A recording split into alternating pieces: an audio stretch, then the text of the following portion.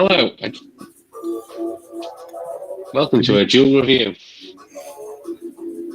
Good evening. Yes, well, or any time of day which you watch it, because although we're technically live, we're not live. We're live, but not live. It's a live review, watched at your convenience at some other time.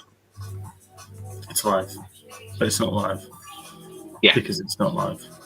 Exactly. It's very strange setup, that is. So it's technically an unlive review, so no one's going to comment on it. No. Very weird, but it is what it is.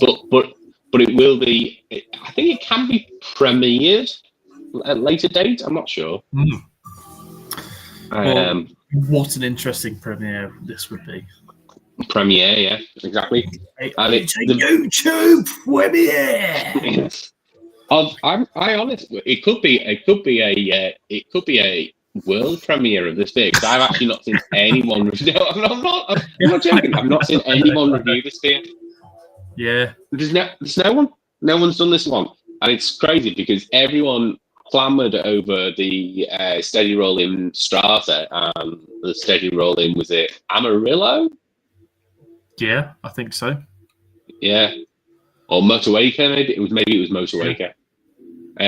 Everyone clamoured over that, but nobody's paid any attention to this beer, which is Deya Unsteady, which is a dipper, just for Rob hop scene. He loves dippers. It's technically it's a Nipa Deeper, isn't it? Yeah, 8%. To celebrate 10 years of Steady, which, considering I've just done 10 years of Soundwave, that just seems mental that Steady is the same age. You'd always think that Siren would have predated it quite considerably. But I think Siren did, but I don't think Soundwave did. I've been racking my brains to think what the oat IPA they did beforehand was called, that was blue. Siren was purple. They did $10 handshake, didn't they, or $5 handshake? Yeah, no, it wasn't that. Did an oatmeal pale or oatmeal IPA. It's driving me mad. Yeah, Yulu was one of the big ones they did, the big early ones. That was the sour, yeah, which was yellow. Oh yeah, Yulu's just like the pale ale. That's a tea. No, there was definitely a blue one. The one you're on about is, and I had a lot of it. Yeah, I can't remember. Anyway. Yes. This job back. So it doesn't say the hops. What's your first memory of? I'm gonna think that it's basically like a stronger double IPA version of the standard Steady Rolling Man, which I don't think is all that complicated. I seem to remember someone saying it was like Columbus, Mosaic, and Citra or something like that. It's not too crazy. That's what me and little Joshua, when I was working at Brewhouse, I used to use loads of Columbus because it was, high alpha, quite happy with the flavour on it, and he was like, my God, it's a really good hop. And I was like, yeah, it's just, it's a nice hop to use, but it's one of those hops that is always like a background hop sort of thing, one that never really gets spoken about, but it does a lot of the hard work. And then for a time as well, I remember Paul saying this was brewed, or Steady Rolling Man was brewed at Glen Affric for a bit of time when they were contract brewing stuff. To get it out to the market. There was all sorts of crazy shit went on in those days. And you think back Glen Affric nowadays, would you want them to be doing anything anyway? I've got the hot list of normal Steady, if that would help. Yeah. So that's Mosaic, Amarillo, Equinox, which is my second least favourite hop, which is strange because I love Steady Rolling Man, and Eldorado. Eldorado Tonic Wayne. Mosaic. Got out of them. But I used to...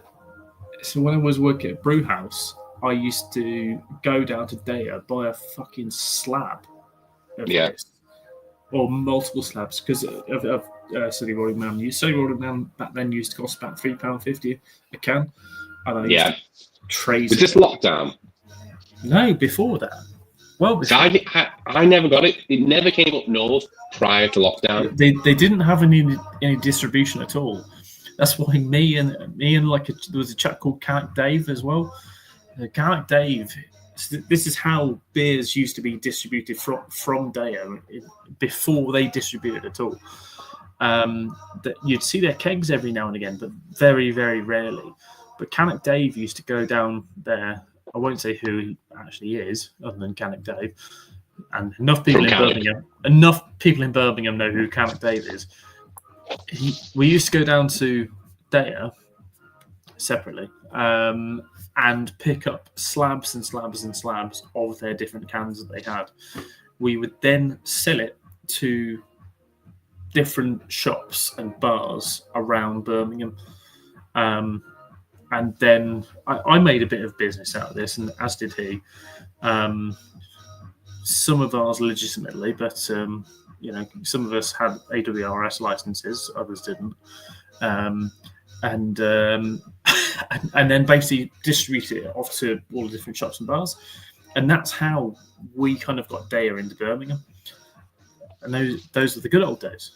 And at the same time, I would then take a slab of, or if not a slab, then I'd, take 6 cans of Steady Rolling Man, and then I'd have them. I'll never forget this one time I tried a little bit of Steady Rolling, and this is the original tap room.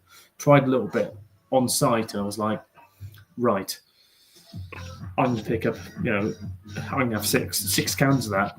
Took them home, and I did the whole 6-pack in a night because it was tasting so good. It was my first. Steady Rolling Man was my first 5 stars on Untapped. Because during lockdown it was tasting premium, and it was everything you wanted from a pale ale. My criteria for a 5-star has always been a beer you could drink every day, and you would be happy to do so without drinking any other beer. And Steady used to be that. I think it's changed over the last couple of years to be not that anymore. Cask Steady was a lovely trip down memory lane to how Steady used to be. And again, that was a 5-star for me because it was what Steady used to be. But yeah, I think at the times I've had it locally, which hasn't been all that recent at all. When it's been in the tap, I haven't really gone too bad for it, but I saw it in the Green King pub, and I was like, what the fuck is this doing in here, sort of thing. And the first time I saw it in there, and it was because it came through Cave, and I tried it, and I ended up having like 4 pints of it that night, and I was like, my god, it's actually tasting like old school Steady used to taste. And the chap who was with me as well, he was like, I've never tried a beer that tastes like this. And I'm like, this is what I really enjoyed drinking. So, and we had plenty of it.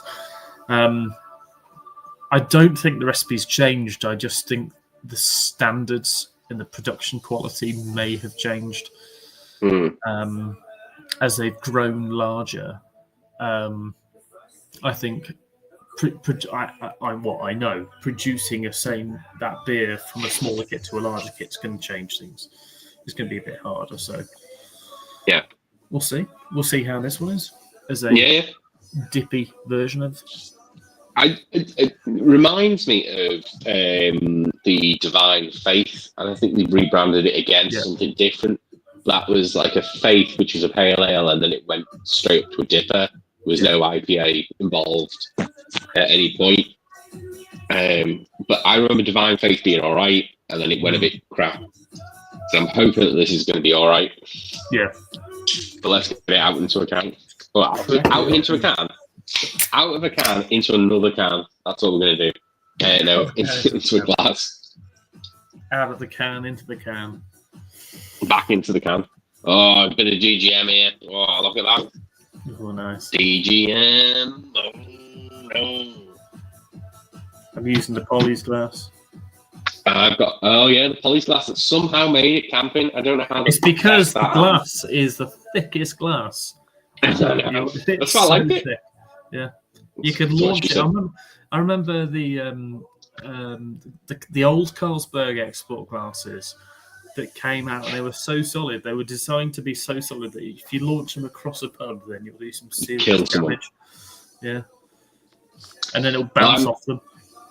Mine's in me Finback trap glass. That doesn't smell like what I remember Steady smelling like. Yeah, it doesn't now. I was about to say it smells very tropical fruits, which is Steady, but in the wrong order. It smells a bit too dank. Yeah, I think it's like someone's had the blueprint for Steady, but they've looked at it upside down and have assembled the same components, but not in the right order. They've gone, you know what? All that malt that we're going to put in, no. It doesn't smell. It smells like, okay, I'm getting a little bit of the blue proof in the mosaic. It definitely is there a little bit, but I think there's too much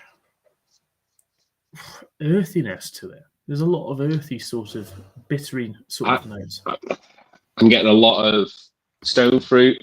I'm getting a lot of papaya, which are elements I think are Steady, but it just seems to be in the wrong proportions. Yeah. But that could be because it's a dipper. It would have been nice for us both to add a kind of Steady to the side of it. Yeah. Just to see. I think if you're going to do an Unsteady as well, this is like a common characteristic of double IPAs is they're going to end up being a little bit sweeter, and this has no sweetness to it. Really. Not on the aroma. No. Not on the aroma, no. Right, should we go in? Yep. Cheers. Cheers. It's very sweet. It is very earthy, though. It's way too earthy. It's very sweet on the forefront, and then that earthiness hits in the back, and it's just like lots. I had a double IPA earlier than I've had a stout. Say maybe but it's quite grassy and herbal, and it's very herbal. It's nothing like Steady. No, it's not a bad double IPA. I'm not the biggest fan of it. I'll admit that. I'm not, because I think it's too herbal. I think it's too herbal, and I think there's that grassiness is coming out of it a bit too strong. It's not like, whale sharks, which I completely hated because the Galaxy just took over and made it too dank and everything like that. Yeah. But it's not brilliant. I'm not super happy with it. It's a bit rough around the edges, There's no alcohol burn. No. There's no. I wouldn't say there's any particular hot flavour that's unpleasant.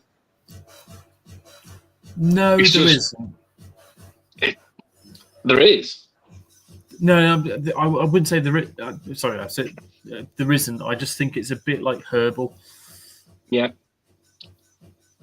But is that because there's too much Equinox, which we all agree is a terrible hop?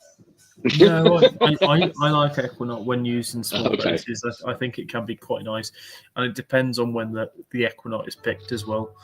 I remember 2016 Equinox was amazing. It was a real game changer. Falconer's Flight was a big one around that time as well. Oh, I love that Falconer's Flight. That was good. Because you have in Falconer's dark beers. Even in pale ones as well, because you had Falconer's Flight 4Cs and then 7Cs as well. Different versions of it, and it was amazing. I brewed a beer back then with Falconer's Flight, 7Cs, Equinox, and Chinook in a pale ale. Fucking hell, it was a long time ago, 10 years ago. Different time in beer, that. Glen Effric did a keg exclusive for the tap room. It was called Red Eye Flight. and it was a Falconer's Flight dry hopped stout, coffee stout, and it was immense. It was 6.5%. So the good shit end of stouts. Yeah. And it was just really, really sort of. It tasted almost like a rye stout, but it wasn't. Yeah. It was because it was the hopness. It's the ABV that if you're doing keg stuff, you can get away with. I think my old stout I used to brew was 5.8, and that was it 4 or is it 5.4? I can't remember now. It was long. If I look back on the brew house things, I could work out, but it was I used Willamette and Sriracha. Oh.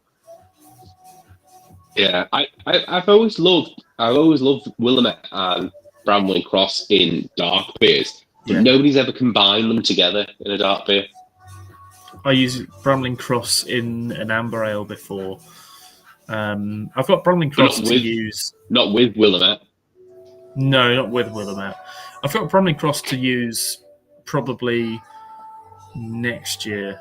I've got it in something. I think I've got it in Blindside for next year. Which is obviously an amber kind of bitter sort of thing, but it's also then being used with a bit of Mosaic and a bit of Equinox and something else as well. Bit of a melancholic, a mix of different hops and everything. So we'll see what it's like. But no, this Unsteady. It's a bit of a shame. I thought it was going to be a lot better than what it is. I thought if it was like closer to actual Steady, then it could be brilliant. Yeah, I agree. Yeah, you don't give ratings, do you, for beers on your reviews? Not my reviews. I don't mind giving one. Don't give it a 1. That's a bit low. No. Well, what would you give it? For me, that's a solid. If we're doing Untapped ratings out of 5, for me, that's a solid 3.6. Yeah, I'm around that sort of. I'd say about a 3.7 because there's a lot of art that goes into double IPAs. I understand the difficulty of that sort of thing. Yeah. So I say about 3.7. I'm not super happy with it. I'll drink it. I will. Yeah. It's not one you go out and buy again. No, not at all. No, and it's not even one I'd even talk about. I talk about saying that it's don't buy it sort of thing. That's what I'd say. Don't buy it if you think because this is all kind of sold on the basis of it's going to be like Steady Rolling Man, and it tastes like a completely different beer. Yeah, having some Deya's more recent double IPAs, I think they're hitting stuff out better than this. Yeah. So, I agree. I would say look at other options at Deya. I think there are other options are better. I think Rob reviewed 2 the other day. I saw I saw a notification though that he was going to do it, and I wanted to pick those 2 beers up. I nearly had them on keg today, but the rain was so bad I couldn't be asked walking for 15 minutes from Brewdog because I would have got absolutely drenched. Yeah. So yeah, right. I think that's a good end to the review. You usually say a lovely phrase at the end of your reviews, which is "Take care, goodbye." You take care, goodbye. As the young Picard used to say.